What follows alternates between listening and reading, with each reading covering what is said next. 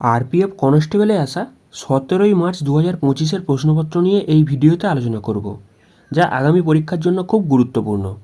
চলো শুরু করা যাক। প্রথম প্রশ্নে বলছে, পাইপ এ এবং বি যথাক্রমে 52 মিনিট এবং 65 মিনিটে একটা খালি চৌবাচ্চা ভর্তি করতে পারে। পাইপ এ এবং পাইপ বি উভয় একসাথে খোলা হয়েছে। খালি চৌবাচ্চাটি মোট 60 মিনিটে সম্পূর্ণরূপে ভর্তি করতে কতক্ষণ পরে পাইপ একে বন্ধ করতে হবে? এখানে বেসিক্যালি এ পাইপ আছে আর বি পাইপ আছে।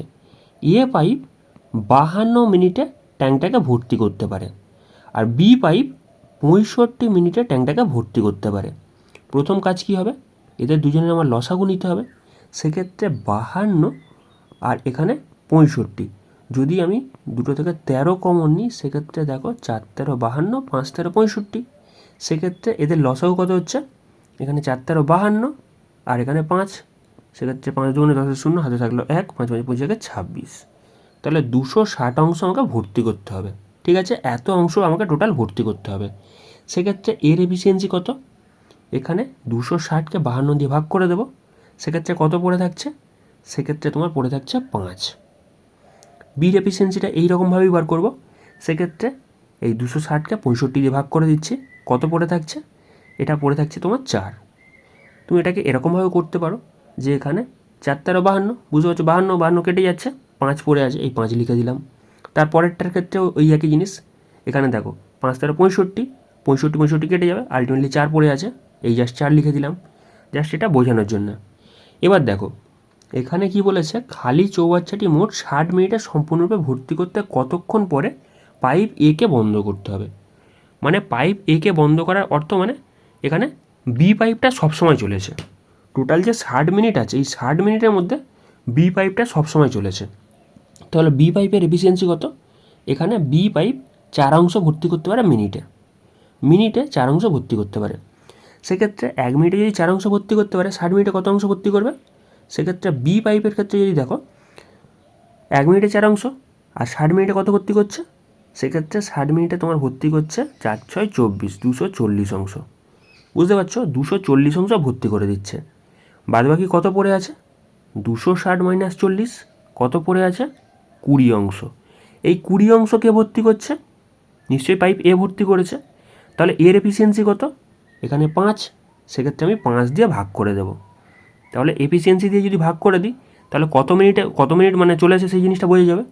তাহলে এখানে দেখো 4 5 20, তাহলে এ পাইপটা এখানে 4 মিনিট চলেছে।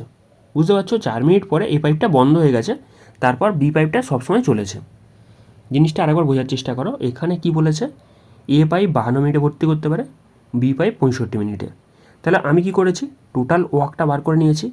সেই টোটাল ওয়ার্কটা থেকে আমি কি করেছি? এদের এফিসিয়েন্সি বার করেছি। তাহলে এখানে এফিসিয়েন্সি মানে 1 মিনিটে ভর্তি করতে পারে কত, সেটা আমি বার করে নিয়েছি। 1 মিনিটেরটা বার করার পরে সেখান থেকে কি করেছি? বি পাইপটা সবসময় চলেছে। সেক্ষেত্রে বি পাইপটা যদি 60 মিনিট চলে, তাহলে বি পাইপের এফিসিয়েন্সির সাথে 60 গুণ করে দিয়েছি। তাহলে টোটাল এত অংশ ভর্তি করেছে পাইপ বি। বাদবাকিটা নিশ্চয়ই এ ভর্তি করেছে। তাহলে কত পড়ে আছে? এই 20 অংশ। এই 20 অংশটা এর এফিসিয়েন্সি দিয়ে ভাগ করে দিয়েছি। তাহলে এ পাইপ কতক্ষণ চলেছে? 4 মিনিট চলেছে। সেক্ষেত্রে তোমার অপশান 4 কারেক্ট অ্যান্সার। এখানে অপশান 4 কারেক্ট অ্যান্সার হয়ে যাচ্ছে। পরবর্তী প্রশ্নে বলেছে, এখানে ওয়াই এর ধনাত্মক মান নির্ণয় করো। সেক্ষেত্রে 96 divide by Y equal to Y divide by 6। সেক্ষেত্রে এখানে কি হয়ে যাচ্ছে? ওয়াই এর স্কোয়ার ইজিক্যাল টু, এখানে কি 96কে আমি কি লিখতে পারি? 96কে লিখতে পারি 6 ষোলো 96, 16 ইন্টু 6, আর এখানে 6 অলরেডি আছে। সেক্ষেত্রে দেখো এখানে 4 4 16, আর এখানে দুটো 6 থেকে একটা 6 বার করে নিচ্ছি, আর এখানে দুটো ওয়াই থেকে একটা ওয়াই বার করে নিচ্ছি। সেক্ষেত্রে কী পড়ে থাকছে? 4 6 24। এখানে তোমার অপশান 3 কারেক্ট অ্যান্সার। একটা উবের অটো 19 ঘন্টায় 304 কিলোমিটার দূরত্ব অতিক্রম করে। কিলোমিটার পার আওয়ারে অটোর গতিবেগ নির্ণয় করো। সেক্ষেত্রে আমাকে স্পিডের ফর্মুলা ফেলতে হবে। স্পিডের ফর্মুলা কি? Distance divide by time. এখানে ডিস্ট্যান্স কত বলেছে? 304 কিলোমিটার। 304 কিলোমিটার।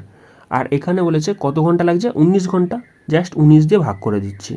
সেক্ষেত্রে কিলোমিটার পার আওয়ার চলে আসছে।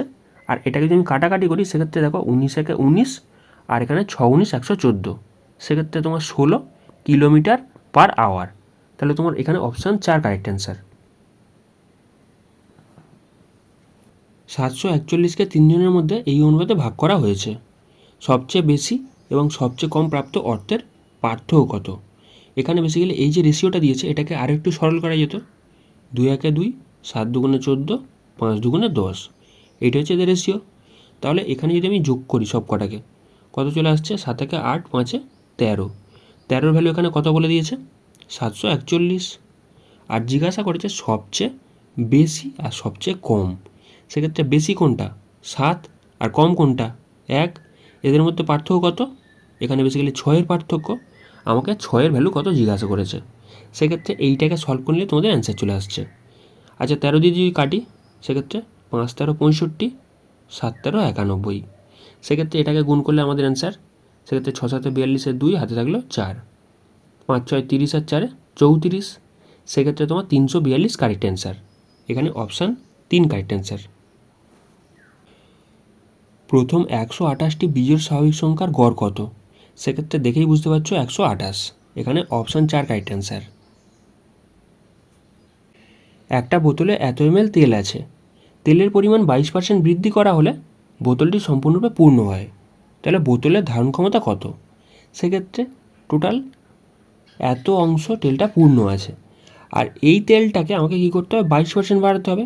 সেক্ষেত্রে 122% বার করে নেবো, তাহলে আমাদের অ্যান্সার চলে আসবে।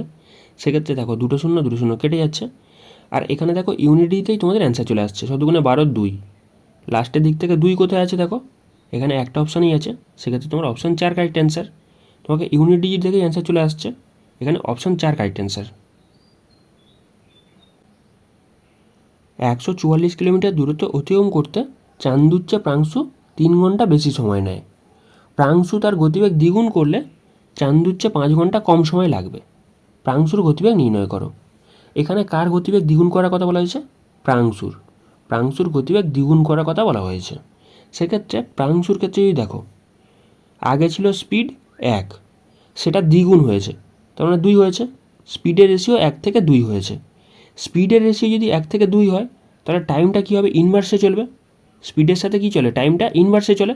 সেক্ষেত্রে 2:1 হয়েছে। তাহলে এখানে বোঝার চেষ্টা করো, এখানে আগে 3 ঘন্টা বেশি সময় লাগতো, এখন 5 ঘন্টা কম সময় লাগে। বুঝতে পারছো? এদের মধ্যে গ্যাপ কত? 8 ঘন্টার গ্যাপ। তাহলে এদের মধ্যে যে গ্যাপটা আসছে, 1-এর ভ্যালু, বুঝতে পারছো? 1-এর ভ্যালু কত বলেছে? 8। তাহলে আগে কত টাইম লাগতো? 2-এর ভ্যালুটা বার করে নেবো। সেক্ষেত্রে 16 ঘন্টা আগে টাইম লাগতো। আগে 16 ঘন্টা টাইম লাগতো। সেক্ষেত্রে টোটাল ডিস্টেন্সটা কত? 144 কিলোমিটার। 144 কিলোমিটার ডিস্টেন্স, আর সেটা যদি 16 ঘন্টায় কভার করে, সেক্ষেত্রে স্পিডটা কত হবে?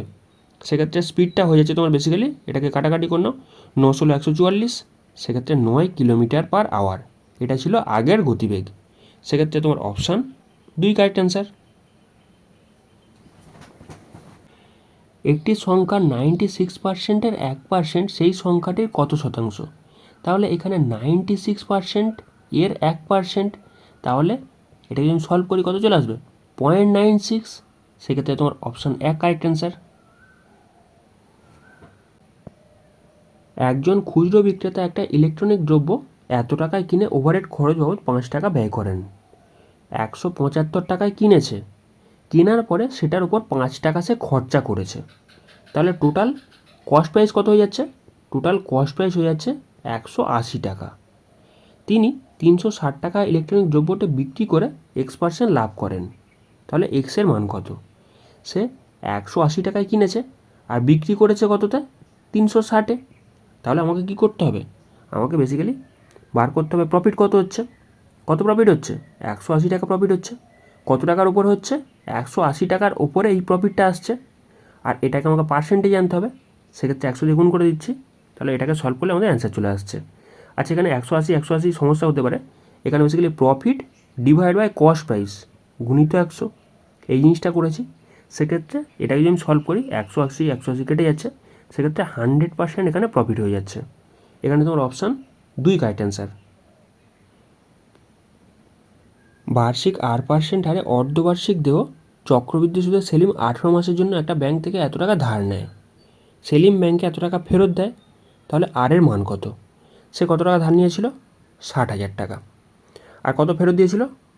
69,457 টাকা 50 পয়সা। সেক্ষেত্রে দুটোকে আমি জাস্ট রেশিওই করছি।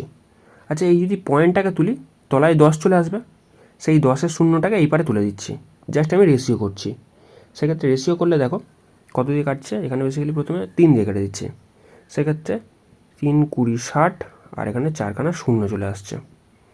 এবারে যদি 3 দিয়ে কাটি, এখানে 3 দুগুণে 6, 3 3 9, 3 15 45, 3 25 75। আচ্ছা, ওই যদি 5 দিয়ে কাটি সেক্ষেত্রে কত হচ্ছে? 5 দিয়ে কাটলে 5 4 20, আর এখানে 4খানা শূন্য চলে আসছে। এখানে যদি 5 দিয়ে কাটি সেক্ষেত্রে কত আসছে? 5 4 20, 5 6 30, 5 3 15, দুটো সংখ্যা লাভের জন্য শূন্য, 5 5 25। আবার যদি 5 দিয়ে কাটি সেক্ষেত্রে 5 8 40, তাই তো, আর এখানে 2খানা শূন্য, 3খানা শূন্য। এখানে যদি 5 দিয়ে কাটি, 5 এবং 45, তারপর এখানে 5 দুগুণে 10, 5 6 30, 5 1 5। এবার দেখো এখানে বেসিক্যালি এইটা কী হচ্ছে? 20-র কিউব। এটা বেসিক্যালি 20-র কিউব হয়ে যাচ্ছে, আর এটা বেসিক্যালি 21-এর কিউব। দেখে বুঝতে পারছো?